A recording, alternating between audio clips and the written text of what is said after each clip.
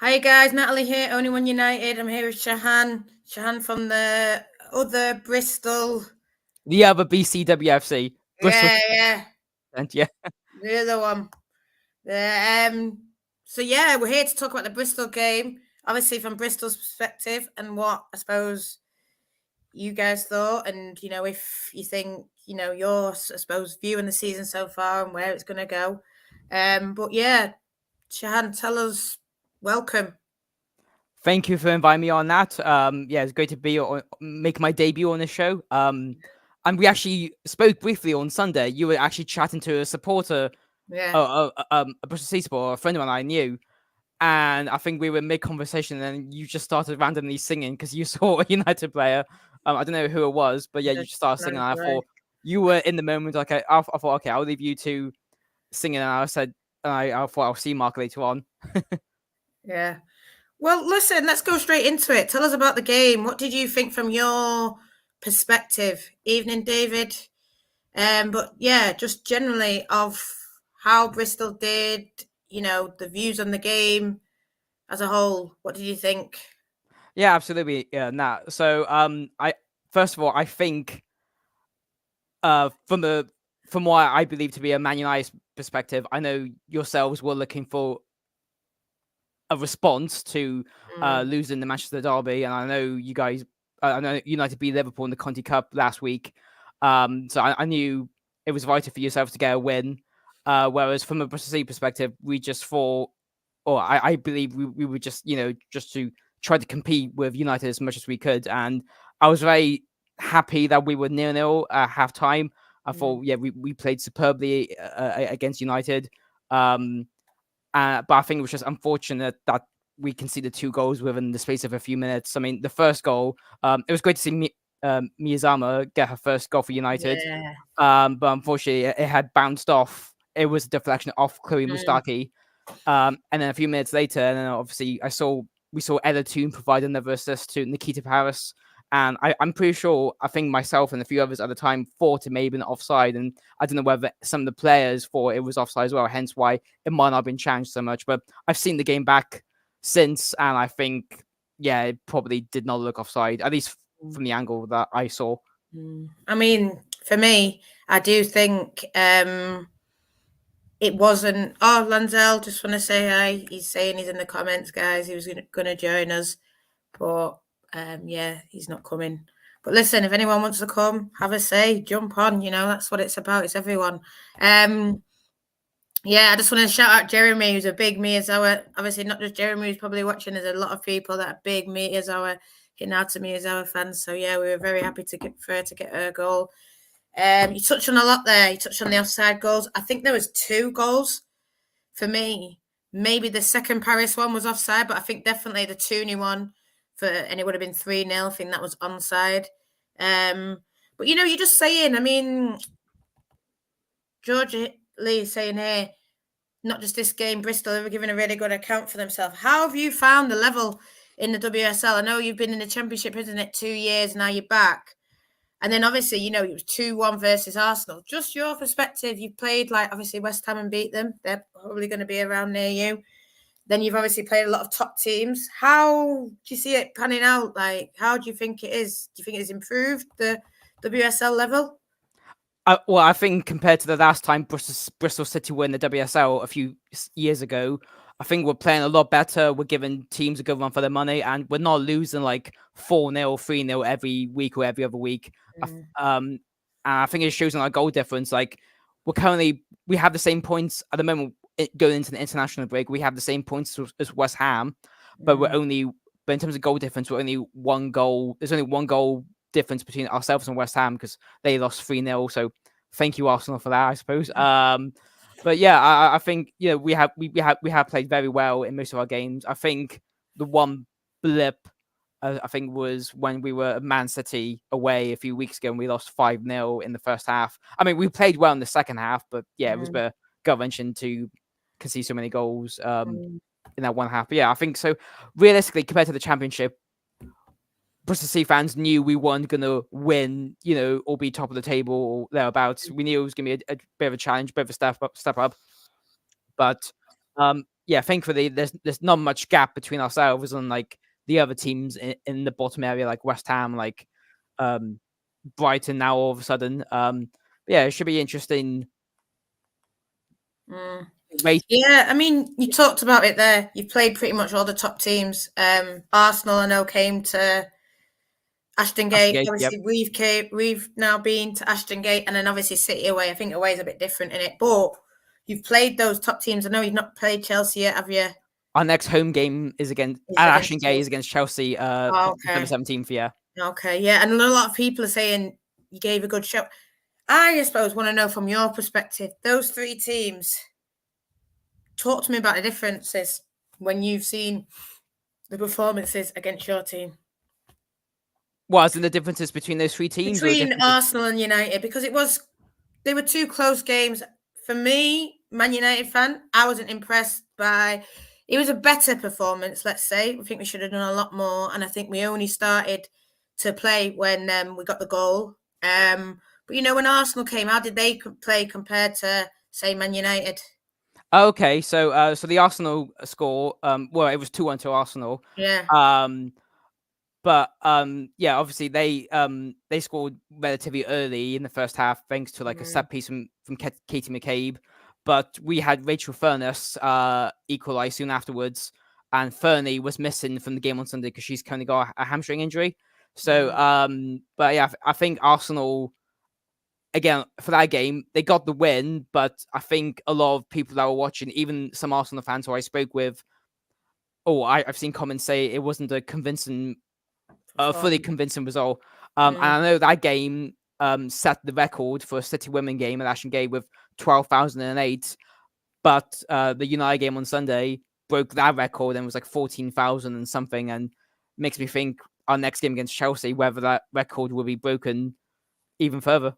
Yeah. I mean, what do you think about your atmosphere? I know it was different from what we United fans were used to.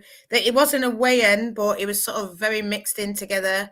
And obviously you had a DJ before, a DJ at halftime, fireworks. It was very theatrical. There was a band of drummers in the concourse. Do you guys like that? Is that what's growing your atmosphere and growing your crowd? What do you think? Yeah, so I think some of those things, I think they're only there for when there's like bigger crowds or if the game is on TV. So our Arsenal game was live on TV on Sky Sports, and the United game was, well, I thought it was going to be on TV, but it just got moved to BBC iPlayer and the red button. I'm not quite sure why, but it definitely deserved to be on TV. Yeah, I think those things usually come out again when there's like the TV cameras are there. As for the fireworks, I don't think me and the home fans, we were expecting that at all. It came rather late, to be honest, during like when the teams were shaking hands, so I wasn't expecting that. But yeah, there's one thing which I saw on Sunday, which I can assure to you, Nat, and your viewers, definitely does not happen at Ashton Gate, and that is the Mexican wave. That definitely that does not. Yeah, I mean, I'm used to seeing that at Lionesses games and international games, and maybe I'm a grumpy old man, but I don't take part in that. It's not for football, but I see like the kids do it, and I'm like, fine. But yeah, someone in the Dolman stand, which is the stand opposite the Lansdowne stand where you would have been sat. Yeah, someone started that and eventually made it its way round. But yeah, but in terms of the atmosphere, yeah, the crowd, the good numbers. This season, our average crowd's usually about 4,000, whereas last year in the season before in the Robins High Performance Centre in the Championship, our average crowd would be like 400 or 500. So to see a tenfold increase is brilliant. I mean, I just hope the fact we're reaching 5 figures. I'd like to think most of those fans will come back and support the team, but I know there are some like day trippers who only come to see because will probably only come because it's the team that's visiting, or maybe it's because there's like a lioness or two that's seeing. That's going to be there, yeah. No, 100%. I mean, a lot of people now. I'm going to go into United and how way that United played. My guy NT saying we're not always going to blow teams away. Bristol held their own despite our own lackluster performance, and their keeper looked good. I mean, your keeper was good. She made some good saves, and I think, like you talked about, that deflected shot. For me, I do wonder if that didn't happen, if Man United would have actually scored. I mean, what do you think, Shahan? I think a lot of people are very impressed with Hinnie, and said Galton played really direct. I think she was a lot better in the first half than she was the second half. And I think then Lucia came on and changed the game a bit for us. But I mean, do you feel the same as me? If potentially you didn't get the deflection, then you would have maybe won, or were you worried about Man United? What was it? I mean, I think, well, first of all, the deflection bounced off Chloe Mustaki, who didn't even start the game. She came on as a sub because our defender, Brooke Aspin, was down for a lengthy injury and had to be stretchered off. So I think it's very unfortunate that the deflection did happen, but I think it was just pure bad luck. It probably could have happened to anyone. I'm surprised it wasn't like, I mean, watching the game back, I'm surprised it wasn't awarded as like a penalty because I wasn't sure if it was bounced off her arm or not. But big, I think it was the advantage anyway. Yeah. What was I going to say? But yeah, speaking of goalkeepers, yeah. So we have a bit of a goalkeeper issue at Bristol City at the moment because our main first choice goalkeeper, of course, former United player Fran Bentley, she injured herself after the first opening game of the season. I think she's due to be back soon by the new year, hopefully.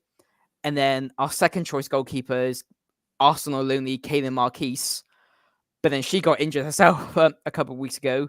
So when Liv Clark, who started on Sunday and is the current Wales #1 goalkeeper, she was actually on loan at Watford this season in the Championship.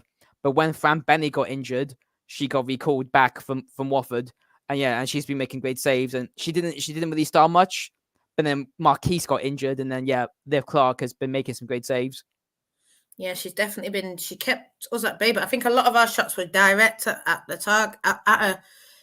Paris, had some good ones, I think, in the first half, but I think, like you said, it was at her directly. Leah, I know, got some shots away, and I know a lot of people have been saying it before the derby. I hear you guys. Listen, CDM, Katie Zellum. It's a shame that Irene's been injured. People want to see Irina play because we'll think that it'll benefit. And I know that Nam's got something here saying the last time you're probably just missing an Ebony Salmon kind of player.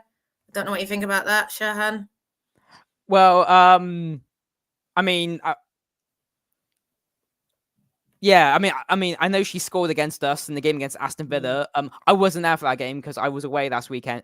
I was away for that weekend, but I know this season we had a thing of like former players coming back to Ashton Gate and scoring against us. So I guess former United player Amy Palmer, she scored against us in the game against Leicester, and then former obviously United player as well, Ebony Salmon scoring against us for Villa. And it just made me think for the United game whether a former, a former Bristol City / Academy player would have scored against us, Well, Millie nearly scored in it first half, and then Mary kept you out. So yeah, Millie did talk about it being going back there and all this, and I know Zellum really liked it. Listen, Joshua was saying he would love to see Katie Zellum higher up, and I think when Ladd came on, and then Lucia on the left or the right, I can't remember if Lucia was on the left or the right. Look, Sarah's saying it.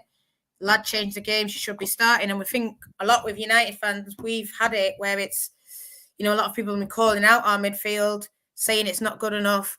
Martine Lopez, she could have been the 6. Yep, we know that we wanted her. Don't know what happened there.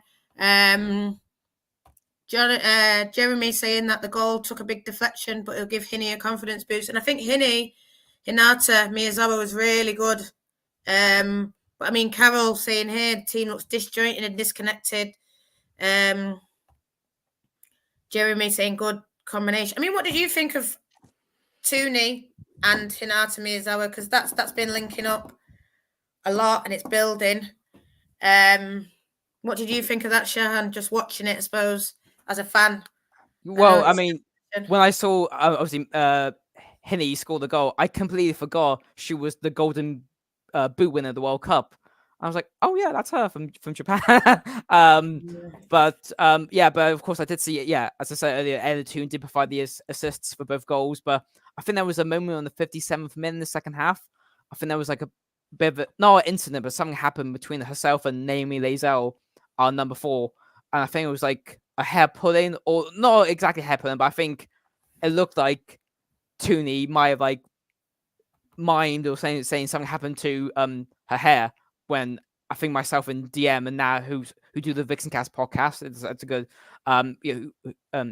that's just a plug there. Yeah, we were saying we didn't think we saw anything happen, and I thought, I think some of us actually booed Tooney for a while. I mean, I love Ella Tooney, especially for England, but when she play, if a lioness is with their club, of course I won't boo as such, but of course I will. You got to boo him. Listen, this is football. It's not about friends. It's about winning. So obviously you're Bristol. You want to boo her. Yeah, she did something. I saw her getting really frustrated at a player. So potentially it was that. It was on the left-hand side, wasn't it, where we was watching from. So yeah, she was getting really frustrated, especially in the second half. She was lashing out. I felt there was times though that the ref should have given maybe. I think it was she gave the first yellow card to Megan Connolly, I think it was, in the second half, and I think that was too late. I think there should have been a lot in the first half. I think she was very keeping the cards in the pocket. I know you probably won't say there was times where Tooney probably should have got a yellow card maybe earlier for dissent, but it just wasn't happening. I mean, I did notice like the ref gave some decisions, which me and other fans we thought would have been in our favor, but they were for United's favor, and there was some surprise and or shock from some of us fans. And I think I remember hearing seeing some other decisions which were in our favor continuously. I think there was a chance from the United fans, or at least from that section of the stadium, with yourself singing "You don't know what you're doing." Yeah, we always sing that at refs. I mean, we've seen now, Shahan, that the new co is formed, and for me, that's the first thing they should be doing: professionalising the referee, getting better. Yeah, she just didn't want to bring any card out, and I mean, I get it. You don't want to be overzealous with the cards, like we saw at City, Chelsea, bringing out cards every 2 minutes. Yeah, you want to keep 11 players on the pitch, but I think just giving a player not early, but in the first half there was no yellow cards. You don't really see that in football, do you? You always see 1 or 2 yellow cards in the first half. Just to say that was a foul. You keep doing it, you're going to get a yellow card. And I feel like, I mean, I don't know what you thought, but I felt like definitely the centre-backs for you guys kept making fouls. Obviously, you're doing your job. Sometimes, Jace, I don't know what you thought about her, but she was getting past a lot and she was getting pulled down a lot. And I felt like it was constant. Our players were getting pulled down. Constant. Our players were thinking, listen, that's your job, innit? You've got to keep it solid. I heard a podcast today, Farah was talking about, you playing your back four and, staying in shape. And that's what you did pretty much for the whole game. And, it's just the goal that then, I suppose, opened it up. And for me, I think it should have been 4 because we did have the 2 disallowed, but that's that. There's some questions, though, for you, Shahan, and I don't know if you're happy to answer them. It's about Bristol. How's Carrie Jones doing? For me, I think she was amazing yesterday, but in general, how's she doing? Because she's our little superstar, so it's come through United Academy, obviously as Welsh, but came through the academy. I remember watching her in the academy and then obviously getting a contract. So how's she doing? Well, first for you, Namata, thank you for your question. Yeah, Carrie Jones, obviously, been a great signing. She scored in our opening goal. Actually, she scored the first WSL goal for us this season in the game against Leicester. I think she's pretty much been a constant starter. I think even in the Conti Cup game, she's been starting most of them as well. She's been fit into the team very well. And of course, as you said, Nat, she is Welsh.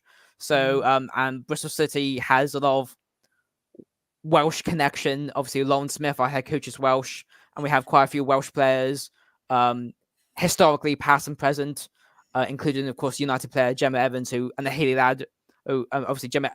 I would have loved to have seen Gemma Evans come on Sunday, but I am aware she doesn't really get much game time for yourselves at the moment. But yeah, a lot of Welsh players are Ellen Powell, Fionn Morgan, of course, Liv Clark, and Tiana Tizer.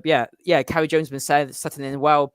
I know there's like a lot of history about United players coming to Bristol City either on loan or then signed permanently. But yeah, Carrie Jones, as far as I recall, is the first player to come from United that didn't join us on loan. So we actually signed her. And I think, I was discussing this on another show last weekend, and the people on that show said Carrie Jones' move to Bristol City would be a good move for her. And I think I saw on the Bristol City Women's social media on the match day graphic was a photo of Carrie Jones celebrating at Ash and Gay. And I thought to myself, is that deliberate? No, is Yeah, that coincidence or is that deliberate because she's yeah, ex-United? yeah, definitely. We love Carrie Jones. Carrie is our, we love our young players. And I mean, this is another young player that Namrat has also asked about. And I'm going to touch on it, but I just want to know your opinion first. Grace Clinton, how good is she? Oh, fantastic. I mean, when she came to us the second half of last season, yeah, had a fiery start, getting like booked and then again and then scoring in the injury time against I think it was against Coventry United, and then I think she got I think she got sent off, or she got another booking, or she had to miss a game. But yeah, she was fantastic in the second half of last season, and I would have loved for Bristol City to either bring her back on it or sign her permanently, but I wasn't sure, not quite sure what happened between the clubs, but my assumption was I would have assumed she would have tried to get game time at United, but of course she's gone out on loan to the Spurs, and she didn't score against us, thankfully, in the Conti Cup or in the league. But yeah, I know she's having a great time, and I know she got called up Yeah, to the Lionesses yeah. senior squad, and I like to I think, think she needed, no offence to Bristol, Shahan, I don't want you to be offended, but I do think Grace needed the step up maybe. And I'm not saying she wouldn't have done just as well at Bristol, but I think she needed maybe a bit better. I mean, you know what I mean? yeah. Team that's established in the WSL. Spurs. I mean, they had their struggles last year, didn't they? But Yeah, I actually Yeah, so I was gonna say, Roberts turned them round. Yeah, yeah, Roberts getting the best out of her. yeah, and he's made Yeah, Martha Thomas into a goal scoring machine. yeah, yeah, definitely. I just want to touch Nam on Grace. I've seen her twice this season. I saw it. I had friends at the City Stadium, and I got a ticket for City after, and I saw Grace versus City. I mean, they got battered. It was embarrassing. I didn't want to be there in the end, but Grace for Spurs, even in that game, played a ball through, and it was absolutely beautiful. She was in like the lower D, played it through, straight through to Martha. Martha missed it, unfortunately, but it was just good to see her playing, playing football against a tough opposition. Obviously, spoke to her after. I saw her play against Villa for Spurs, and Spurs won that 4-1, I think. So, she is, and she got an assist there. I think she's really lining it up. She got a goal against Everton. For me, Man United should be keeping Grace. Young players learn a lot from the squad around them. Yeah, and I think Grace needed that Bristol loan to just playing. She just needed to play. I mean, a player that I want to talk about as well, Jess Simpson. Unfortunately, she got her ACL, and that was when she was playing in the Conti Cup. And I mean, maybe she would have got more minutes. And I don't know if you're at that game, but young players just need to play. And I think when they don't play at all, they just needed. And I think Grace just needed that time just to get in a team, and Bristol was that team. And I feel like now then she's ready to that next step up, which is Spurs. But and then hopefully next year's the next step up is back into United. But just talk to me about Jess. I mean, I know it was just like a little 20-minute, wasn't it, that you really saw of her, but what do people say about her, I suppose, in the training and stuff, what you know? I mean, so I don't think she played for us in the WSL. I think she might have made a sub appearance, but I don't quite remember. Yeah, she did start for us in the Conti Cup game against Southampton, which I was at, and then the injury. I mean, I don't think it happened right in front of me. I think it was like further on the other side from the stand at the Robin Type Performance Centre. But yeah, there was a lengthy injury delay, and yeah, it didn't look good when she had to be helped by two members of staff, and I think that was like she was covering her face, or she looked in anguish and in pain. And unfortunately, it was confirmed a few days later that she had done an ACL. Of course, another United lonely to the club, but yeah, it would have been great for her development, to get some game time. But unfortunately, it seems she's out for the rest of the season. I did manage to briefly speak to her after the Spurs game, and I got a photo with her. And I think we even had a chant we were going to use. I mean, we now have a songbook for Bristol City, which myself and DM from the Vixen and now from the Vixen cast and other supporters we've been working on, and we finally got published on for Sunday's game. We did have a song for Jess Simpson, which was essentially the Simpsons theme tune, but yeah, unfortunately we've had to remove it because we can't sing it anymore this season. But I know for a fact if Jess was fit, I assume she wouldn't have been able to play against her parent club last Sunday because of the loan agreements. No, yeah, wouldn't have allowed that to happen. But here, go on. What were you saying? I was to say there's one thing I found out about Jess Simpson from a supporter who told me this story. I think her and her daughter spoke to Jess Simpson after that Spurs game, and from what they told me, or based on what Jess told her, apparently the nickname for Jess by the players at Bristol City was Bart because his name was Simpson. Oh, that's a good one. That's a good one. Listen, just talking again about young players, and I mean, Lanzel's brought up Emma Watson as well. That's one that had an ACL right at the start, and just saying we need the young players to get as much experience as possible to come back and play. And I feel like a lot of people want Grace Clinton to come back to Man United now. And I mean, I suppose you watched her a lot, Shahan. Do you think she's going to be like, bang, Lioness, that's as good as, that's like the top tier kind of player that she can be? I mean, I think it's a player now, don't she? I mean, I think it's amazing that she has been called up to the senior squad. Yeah. However, she got called up to the senior squad last time alongside Kiara Keaton, and none of them got any game time. So that's England for you. That's England. No one's getting any game time. Maya's not getting game time. She's playing the same team that she played basically in the Euros. So I'm not surprised. I'm surprised. I think she has tried that, hasn't she? She's put Daly back at the fullback. So that's England for you. None of them are going to get game time, and now they're suffering because they've got all the injuries. Yeah, and I see Millie Turner, of course. She's been called to replace Millie Bright, but I don't know whether she'll get game time either. No, she won't. We don't talk about England on this podcast because it's too for everyone. You know, the World Cup, Maya didn't get called up, and that was it. Boom, we gave up on them. We washed our hands with them.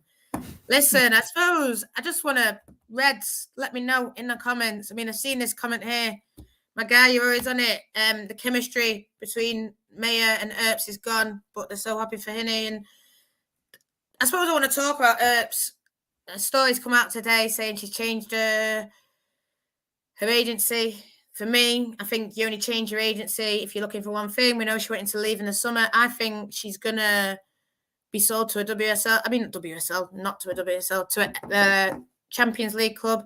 Maybe Paris, maybe Madrid.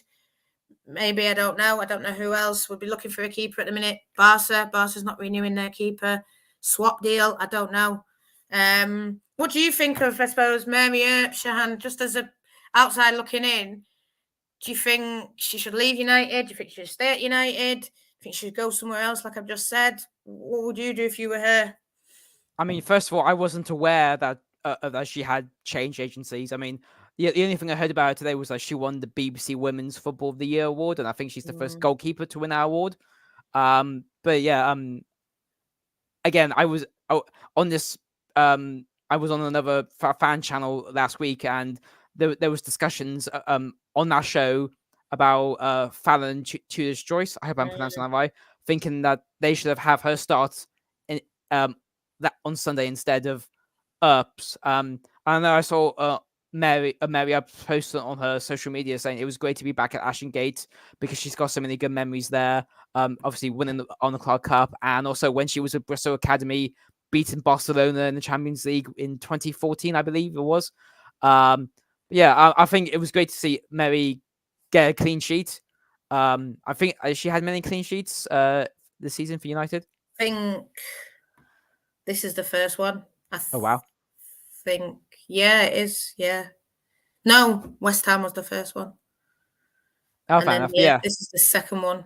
And we've played about how many games, so yeah, it's not great form. I don't think any of the defence are in great form.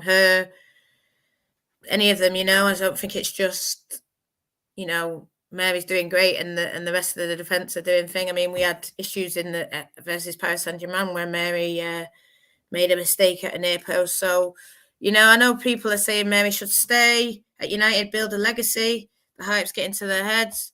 Lot is saying I think we should bench her until she's gone. It's clear she don't want to be here. Fallon's ready and motivated. It was a difference with Fallon, but the only thing with Fallon, and I love the save, I don't know if you've seen it in the Conti Cup, everyone was reposting it. But what I think with Fallon is she needs to speak more, she needs to be more vocal. I saw her pushing a player out of the way, but yeah, that's fine. But maybe Bristol players are a bit more physical. We saw that, you might not have been able to push them away. So I think Mary is good at communicating, but I do think there's a tension there, and if they want to leave, no point forcing them to stay. Yeah, So, I mean, listen, why does she want to leave? Go on. no, I was gonna say I think yeah, because I know her contract's up in the summer, but yeah, I would have assumed Man United would have tried everything to keep her at the club. Because I know, I mean, I assume that was part of the reason why United signed Fallon to this choice in the first place as a potential replacement. Because I have seen, obviously, I think she got Fallon joined the club the same time Sophie Bagley left to join Brighton, and she's been having a great time down there. Again, Sophie Bagley, another former Bristol City player. But yeah, I thought from what I saw, I thought Earps was good. She was fine, obviously keeping the clean sheet, and yeah, it felt weird seeing someone like Mary Earps play for their club as opposed to their national team. But of course, this is domestic football, not international football. But yeah, and I think she was the player who, again, sort of like the extra fans who I don't usually see regularly. Yeah. I think she was the one with like the most amount of signs or the stuff like kids I'm have. guessing you don't see that many signs if it's just a normal game. No, so after the full time whistle. So the one good thing at Ashton Gate is the stewards, they block people. So people who are trying to queue up to go pitch side and get a photo or selfie or whatever after the game, for like fire safety reasons, they block people from the stairs. So they keep people away until it's full time, and then people can go down. But if it's like a game against Villa or Leicester, there won't be as many queues. And to be honest, after full time on Sunday, I was just watching both teams do the lap of honor, applaud everyone, and then I left. So same. But that's what it is, isn't it? I think it's this lioness hype, and like you said, people are rushing to the front. I mean, I saw in about 79th minute, people were rushing, and then they got told to sit back in the seat, and I saw a dad shouting at a steward, and I'm thinking, there's people, and I've read since that people, disabled people sit at the front so they couldn't see because everyone wanted to queue up 10 minutes before the game was over. It's just a madness, and we need to get rid of it. But we've had, you can say your point, but I just want to touch on one thing here. Ifta is saying what's happening with Roebuck. Believe she isn't hard to believe she isn't going to leave City, and I don't know what Reds think. Would you take Ellie Roebuck at Man United? Let me know, guys. Get in the comments, and I'm sure a lot of you will. But no, I just want to go back to what I was saying about the the signs and the rushing to the front. How do you feel about that? It's not really what the women's game is about, but it is changing now, especially at Lionesses games, and like you said, the big games with the Lionesses players. There are then people pushing to the front. I mean, James has said it here. The stewards are good. Many people jumping, but we're told to go back to their seat. And then, unfortunately, I think they ended up getting abused by it. So what's your take on that? I mean, I think as the game gets bigger, there has to be a compromise. I mean, I remember a few years ago going to Stoke Gifford Stadium, back when it was Bristol City Women didn't have the crowds that they do now. So I think it was a lot easier to meet players. But back then, the WSL / the sport wasn't as big as it is now. But yeah, I don't go to games to meet players. I go to watch football. I go to support my team. If I do bump into a player, or if I have a chance, then yeah, that's a bonus. But yeah, I think it might be something for the kids. But I don't know how the players will feel, especially Bristol City players. After losing the game and then having to put on a face and try take selfies of those. But yeah, but again, we're both adults, so we don't me and you, we don't go to football for that. But I know, again, I want to give them credit. I know this is a United show, but I do want to give credit to Manchester City for having the autograph alley at their home games where people are selected or people have to apply to then go to this thing after their games where they can meet certain players, and then the home players are told not to go pitch side or interact with the fans. So at least that's one good thing. And again, I don't want to give Man City credit. No, it's fine. Listen, I want that at United. I think a lot of United fans want that at United. Like fans like me and you, we want it because, like you said, we're going for the game, and people rushing down to the front. Again, at Leigh Sports Village, it's a sort of similar setup where there's a lot of disabled fans at the front. So the minute that somebody stands in front of them, they can't watch the end of the game. And sometimes the end of the game is the best part. I think when we played City at LSV last year, that we scored in like the last minute, and Lucia ran to the front, and you want to be able to see that. You don't just want to see a sign in front of your face. It's not right. But hopefully, with communication, with things like this, with supporters clubs, we're all going to see that change, and hopefully clubs listen to their supporters, not just the ones that are coming with the signs, but all of them. We want to watch football. That's what we should be building women's football on, the joy of the game, not just the interaction at the end kind of thing. And I just want to mention something quickly, because I think we're talking about people asking for things. I don't know if you or your viewers may have listened, but I do have a shirt behind me. However, I did not ask for that. That belonged to a former player, Liv Chance, who was with us a few years ago. I actually got her sister actually reached out to me saying, Liv, thanks you for your support, and she'd like to donate to you one of her match worn shirts. So, in case people accusing me of being a hypocrite asking for a shirt, or I did not ask for this. This was given to me. This is from Ivana Fuso, match worn player issue. So, like you said, I think the players know who their fans are and know who they want to give it to. And I think even you see in the men's game, players want to give it to, the people that they're supposed to think support them the most. There are always going to be those things. There's now more. I'm seeing charity raffles and stuff. There's a website called matchwornshirts.com or something. It's got a lot of men's, but it's got a lot of women's now as well. And I know when Bristol City Men have that as well. Yeah. I know when the poppy shirts came out, a lot of clubs in the WSL put their shirts on there. I know when they do the rainbow letters and numbers, I've seen shirts like that. So there's always going to be those key events where they're going to sell. I mean, I know United sold the ones that they wore in the derby. And I'm saying people are like, oh, United making money. It's not about United making money. It's going for charity. Yeah. So that's what I think. Here, Jeremy's just said something. I'm going to come back to your comments, guys, about the goalkeepers. So keep them in. What do you think? I know I said Roebuck. A lot of people want Fallen-Tullis Joyce if Mary does leave to be the number one, but we all need a number two. I've seen some people saying about Saf should be that number two. Listen, get those comments in, and I'm going to come to them. But I've just seen this one.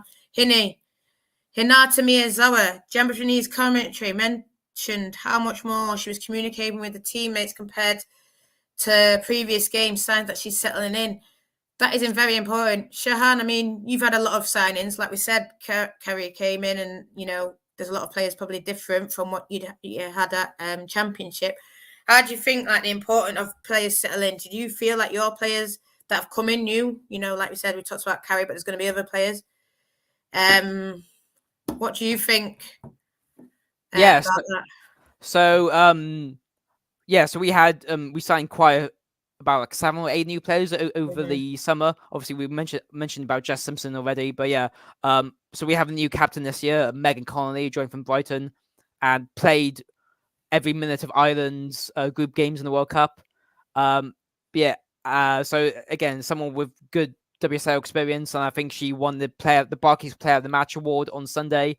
And she mentioned in a post-match interview on BBC Sport saying Hope Powell gave up the development when she was at Brighton. And I think that's led to her becoming the player she is today. And we have signed players, who have some WSL experience, like Amy Rogers, who was a London City Lionesses last season, as well as Jamie Lee Napier, again also London City, but was at Chelsea and Birmingham a few years ago. And then we also had Satara Murray come back with us, because she was at Liverpool a few years ago, but unfortunately she's injured at the moment, so she wasn't able to play. We've signed a few players from Europe as well. Our top goal scorer at the moment is Amelie Testrup. She was on loan at West Ham last season, but more recently she was at Liverpool in the Championship and PSV. And when I saw that signing, I thought, okay, that'll be interesting. I don't know what she's going to be like, but yeah, she's been a top goal scorer. I mean, she didn't score on Sunday, but she did score a superb equaliser against Everton the week before, which I was at, like looping over Conley Boston's head. So she's become really popular. And then we signed, who else? God, I'm just trying to blank now. So don't worry. So Don't worry. I'll come back to it. Thank you. Yeah.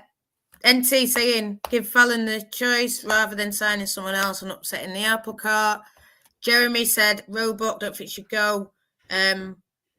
With Fallon, there would be no guarantee. I suppose want to come down to this as well. Lot saying, what do you think about Skinner's comments? I suppose it ties into what we was just saying about players settling in and taking time. And Mark Skinner originally said 10 games time, and I think that 10 games has happened. If you include our Champions League and our Conti Cups. And now he's saying it's going to take 2 to 3 months. So 2 to 3 months now, December, January, February, January, February, he's saying that's when you're going to see the best of Man United. And for me, as a Man United fan, I'm not sure if Lauren would say something like this, how you would feel. Probably a lot different. But I think for me and other Man United fans, guys, tell me if I'm speaking out of turn. But I feel like we haven't got 2 to 3 months. We have to start winning now. We're going to Stamford Bridge in January. We're going to Spurs next season. Not next season. After the break, that's going to be a really tough game at their thing. And even though City battered them, I'm nervous because I feel like they're going to be up for it. Luckily, Grace can't play, but I feel like they're going to be up for it. We've seen that they've played very good games, and I feel like they're going to, Beth England, I don't know if she's going to be back, but then that's it brings me nervousness. And, you guys nearly scored against us. No disrespect, please. But, I think that we should have been a bit more tighter against you. If your manager came out and said 2 to 3 months before we're playing the kind of football that's going to excite fans, how would you think 2 to 3 months and the season could be over? Yeah. What do you think? How many more points do you think Bristol need to because you said you're level, so do you think you need to start picking up more points? Oh, yeah, absolutely. And we just got to hope other results. Well, I don't think we want to hope. I think we should definitely get points and not having to rely on other results going in our favour. Because I know, and there's been previous interviews this season where Lauren Smith has said she just doesn't want to survive. She wants the team to get as many points as possible. But the thing, we have 2 games left in the WSL this season. We're away at Liverpool after the international break. And then, we have Chelsea at home, the national game in December. And then our first WSL game in January is away to Brighton. And then we would have played all the teams once. It will be quite interesting. I definitely wouldn't say. I'm glad Lauren Smith hasn't said, we need to get points within 2 to 3 months. Because, again, I mentioned this on the other show I was on last week. And I think the people on that show said they love Mark Skinner, but they did point out that sometimes he does say the wrong thing in the press conference or the wrong thing in an interview that might wind up fans. Yeah, I think the other podcast really love Mark Skinner. Yeah, they really love him. And me personally, I've met him multiple times. We have agreements, we have disagreements, we have, everything in one. We have arguments, we have pushing match, we have shoving match. We hug each other. He hugged me the other day and asked me if I'm happy because we won 5-0 against West Ham. But I wasn't not happy because we won 5-0. Of course I was happy. But, we're a long way off it, and we're a long way off playing the football that excites you, that you want to see. Like you said, you were happy at 0-0 at half time. I was pulling my hair out, and it's only after a deflected goal that I'm delighted. I'm so happy for Hinny. I know Jeremy's saying about how she looks so much better and she's that's what I love. I love to see it. That's what everyone loves to see. But it's the frustration in it. And I don't know, guys. Listen, there's something here. Joshua's son who's saying 2 to 3 months might not even qualify for Europe again. And I feel like not qualifying for Europe is a failure for Man United now. I think if Man United finish 4th now, it's a failure. I think Man United need to win a trophy. But listen, let me know, guys. If we finish 4th, is it a failure to you? If it's 4th and a trophy, I could move with it. I could allow it. But for me, I think if he doesn't finish in Europe, and I think he knows that. Carol said something here.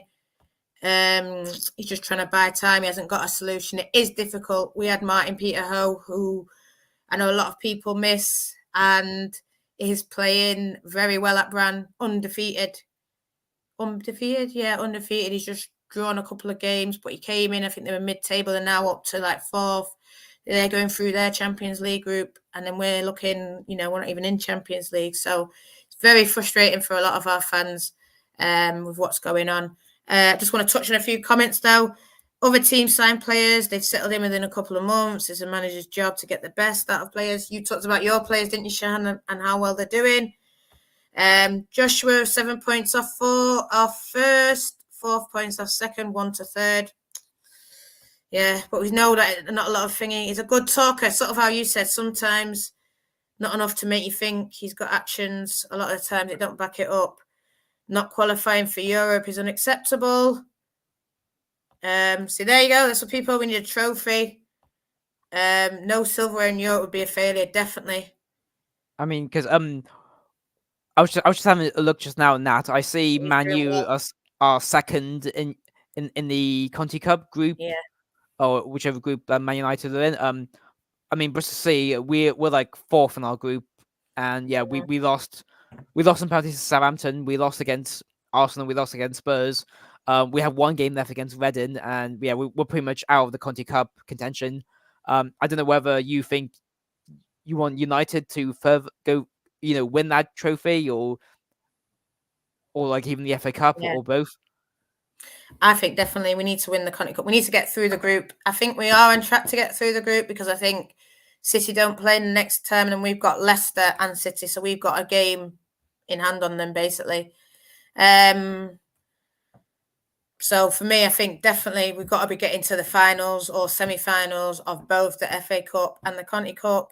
Got to be winning at least one of them, and then, like you said, qualifying for Europe. And I mean, I don't know what you think, Shahan. Like, obviously, Man United, when we were reformed, it was in 2018. You was in the WSL. Obviously, we was in the Women's Championship, and then we have played each other a couple. I think the last time was when Casey Stoney was there. Obviously, there was twice when Casey Stoney was there, wasn't it? The very first WSL one when Ebony scored, and then obviously Tobin Heath won. We all remember that more fondly this side. But do you think Manchester United are asking for too much when they're saying win a trophy, qualify for Europe, or do you think no? I mean, Alex King, the club have given Skinner enough resources to this season. It's on him if we fall short. I mean, what's your view? I mean, I think one thing I have noticed over the years is, again, for a team that was in the Championship or chose to be in the Championship, obviously win that and then get promoted up to the WSL, a part of me did wonder, where did the massive fan base come from all of a sudden?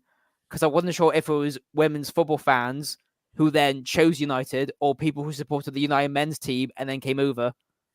Yeah, that's what it was. I think that's what a lot of it is. I think now, potentially, we're getting a lot of women's football fans because of the Euros and the Tooney and the Russo and the Mary and the this. But I think the ones that were there massively at the start, like, the Barmy Army, that's all made up of men's fans practically. Some of them, have watched women's football, wanted to come, but the most people I meet are Man United fans, and they've come in to watch women's football rather than, but there are these people now that we are seeing, I think, across the whole league that are just coming for, let's meet Mary Earps. Mary Earps is going to give you your gloves, Ella Toon's going to give you your shirt, let's make a sign, let's beg for it. No, that shouldn't be acceptable anyway. So, Carol saying United are playing better football in the Conti Cup than in the league. And I don't know what you think, Shahan. When you saw our midfield, what do you think? I know a lot of people are not very keen on Katie Zellum as the 6. They think that she slows it down. Did you think it was better with Hayley Ladd? I mean, I know you probably weren't even looking at what we were doing, but first half, how did you find Man United midfield? Yeah, I don't think anything stood out in a bad way or in a good way. But yeah, as you said, when Hayley Ladd came on, I think she made an impact, and unfortunately, she was never someone who I never got to see when she was at Bristol, because I wasn't a fan of women's football / Bristol Academy at the time. But I thought Katie Zellum seemed fine, okay, I suppose. But I know she has split opinion in the United fan base, or at least from what I've heard. And I know Leah Galton. I think she played pretty well.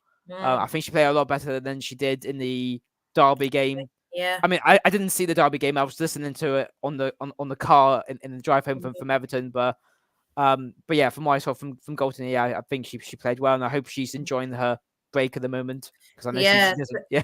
definitely. I think Galton played better, but a lot of people were saying, Galton wasn't as good. For me, I think she was one of the players of the match. I mean, I had it. We was on the bus coming back, and I had, for me, it was Jade, the four, Hinny, Tooney, Galton. I think people ended up saying no, Jace was better than Galton.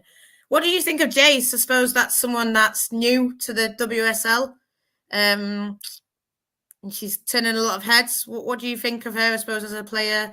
Obviously, you've never seen her, but Brazilian magic, and now she's in the WSL. What do you think? Yeah, I mean, I heard about the hype, and at least you provided the correct pronunciation, because I was a bit afraid, because I think a lot of commentators and fans seem to get her name wrong. So so it's Jace, Jace, yeah, not not Hazel, Jay Z. Jay-Z. Yeah, Okay, yeah. I thought she did pretty well, and I thought when Mallard came on as well as a sub, yes, yeah, I my thought she did lord, pretty well. Yeah, that's my girl. is she the first WSL player to be named after a duck? So I Yeah, couldn't resist the probably. catching. um, Oh, Melvin Mallard, that's my girl. I love her. yeah, Yeah, but yeah. So you mentioned about one thing I was gonna go back yeah, based on what I said before was about Tooney. I know she played, obviously providing the assists, and I think I remember hearing things at the start of the season saying she kind of struggled without your former number 23, who's moved on to clubs new. But obviously, I don't know if you want me to mention her name or not, but I'm guessing you know who I'm referring to. But so mention her name, don't matter. But yeah, go on. So she's gone. So do you think it's impacted Tooney? What do you think, just from what you saw of Tooney? I mean, I haven't seen all of your games, because obviously I think we've been playing around similar times. But yeah, I don't know whether Russo leaving had a confidence issue or affected them personally, or professionally. But yeah, obviously Tooney is still a United player, and yeah, obviously provided the 2 assists and seemed a good return to form Yeah, for her. definitely, yeah. I really love the Melvin Mallard. Yeah, that's the one, Josh. There's another one that goes, knowing me, knowing you, my lad. There's nothing I won't do. But I like, oh, Melvin Mallard. Oh, that's a celebration, the Rashford one, but she said it's not Rashford. And she's got a red in her hair, but she said it's not because of United, but it's fate. I mean, Brought us does your together. fans of Savolga have a songbook like we do Yeah, now? we do have a songbook. We've had a songbook since the start, Shahan. You know we have. Come on. Of course, yeah, yeah. Mum, we had a songbook before it was cool. We've got ours on digital now. I need to print more out with the new songs. But listen, Yeah, that's by the by. That's by the by. of course. Oh, I mean, Um, I was digital as well. yeah. Actually, one thing I was going to ask yourself and the traveling fans, because I know for a fact United's games seem to be moved around quite a lot for TV and stuff. So for yourselves, with a 12:30 kickoff, how was the journey down to Bristol? Oh, the journey. Well, Tooney's probably playing better. There you go, Alan. Shut the show down. No. Listen, it was hard. It was hard. I did not want that. I was so happy when it was 2 o'clock. I thought, oh God, yes, normal time. But like you're saying, we're always moved. We're always moved for TV. Brighton, we was moved to 6:45 on a Sunday. Obviously, we moved to 12 o'clock. Now we've been moved again. Spurs 6:45. It doesn't help. I mean, we still had a big coach, still had a big following. I think there was lots of Reds that came from London, and there's people that I met that was like, oh, I don't live in Manchester, I live in this, and they came up and they stood next to us. People that I probably wouldn't see, that would only see it in an away game. So it is nice, but they need to. I don't know. They need to basically. Prioritize the fans, not the Yeah, viewers. Yeah. fans. I mean, I remember when they brought that 6:45, they said, "Oh, we won't do it for Man United, Brighton." But look at them. They Yeah. just don't care. The furthest trips are always the latest times, and It's not right. I don't think we've ever even, other than maybe the ones at home, like versus West Ham, Man United at home to West Ham, those have been sort of normal hours, which is okay. But I want a 2:00 at West Ham, so I can get there and I can, not to wake up at, well, we left Old Trafford at 6 a.m. Ooh. So, to get down. Probably could have left later, to be honest, because we got there quite early. I think I messaged you, didn't I, saying I'm in the pub you did, now. Yeah. And that's when the coach got lost. The coach couldn't park, so we could have been there even earlier. But it is what it is. Fair enough. Yeah, because I know for a fact, the 2 games we've had moved for TV have been at home. We haven't had any away games selected for TV. Although when we were at Man City away, that was a 1 p.m. kickoff, but it was on the FA Player. I'm not sure why it was so early, but yeah, me and my friends, we left Bristol about 8:00 or something. I think I drove a few of us, and then when we were away at Everton again, I think that was a 1 p.m. kickoff. So yeah, again, I drove some of us, and we left Bristol rather early. But yeah, I know the TV deal is up, ends this year. So hopefully the new co that it takes over the WSL and Championship, works with whichever broadcaster takes over the deal. I mean, I remember reading something a few weeks ago. I think I saw on She Scores Bangers. They showed a link saying TNT Sports, formerly BT Sport, could potentially buy the rights again to the WSL, and then saw something about like the Saturday 3 p.m. blackout be removed for women's football. But I mean that'll be interesting because there's a lot of women's fans, also men's fans. But yeah, definitely. Listen, guys, my battery is going to die on my laptop. I've not got anything, but so I just want to say, Shahan, thank you for joining us. Listen, we're going to have to cut it short. I'm not even lying to you. Listen, we're going to do a podcast soon, Alex. Carolyn, I don't think it's going to happen. Guerrero, I think she's going to be back soon. Couple of weeks after international. Shahan, tell the people where they can find you. Okay, thank you. That so yeah, people can find me on Twitter at Shahan, or on Instagram at Shahan because someone else took the name on Twitter, and then you can find me on my fan channel at the other BCWFC, also on Twitter and Instagram. And yeah, I'm looking forward to the trip to LSV in March or whenever that'll be, because I'll be my first time there, so I'm looking forward to seeing you and the other United fans. Come into the Whistling Wren. Anyone ever comes, come into the Whistling Wren. That's where you'll find us before and after. Yeah. Brilliant. So you'll get a hero's welcome, all the Bristol and all any Reds that ever come. So yeah, definitely. Thank you guys. Take care. I'll be on next week probably because we're gonna do, like you're saying, let's do that transfer show. I've heard good things, so let's do it. Shahan, thank you. Cheers now. See you later. Bye. Bye.